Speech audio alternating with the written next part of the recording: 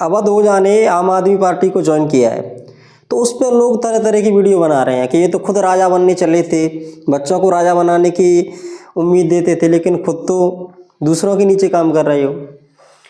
और सबसे ज़्यादा है कि उन्होंने आम आदमी क्यों ज्वाइन की, इस पर सवाल हैं लोगों की।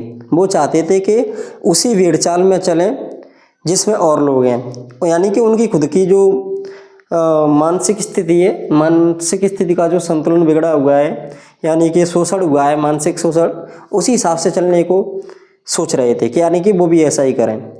लेकिन उन्होंने थोड़ा अलग सोचा, और इसमें गलत भी क्या है, उन्होंने ऐसी पार्टी को चुना जो शिक्षा के नाम पर शिक्षा को आगे लेके चलती है।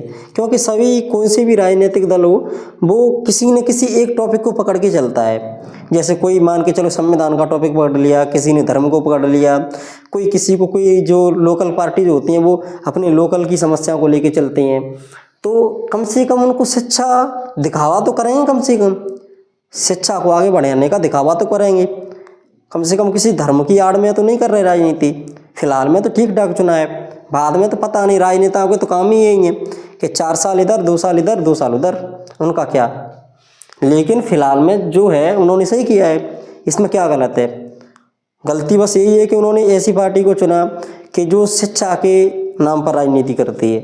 शिक्षा के नाम पर राजनीति अगर कोई करता है तो कम से कम उसको अपनी बात रखने के लिए, दिखावा करने के लिए भी तो कुछ करना पड़ेगा, आगे तो बढ़ेंगे थोड़े बहुत। इससे कौन सा फ़ायदा है जो धर्म की आड़ में धर्म के नाम पर लगे हैं कि धर्म के नाम पर उल्लू बना दिया, बस उससे प्रॉफिट तो कोई हो नहीं रहा है। लेकिन जनता तो यही चाहती है कि जो और भेड़ चाल में चल रहे हैं उसी तरह चलें। तो जनता का कुछ नहीं है और ना नेताओं को कुछ, कि उनका जो मन हो जब वहाँ चले जाएँ, जिस पार्टी में चले जाएँ, और जनता तो उंगली उठाएगी, जनता को क्या करना। लेकिन जो फिलहाल में उन्होंने किया है तो वो तो ठीक है ना।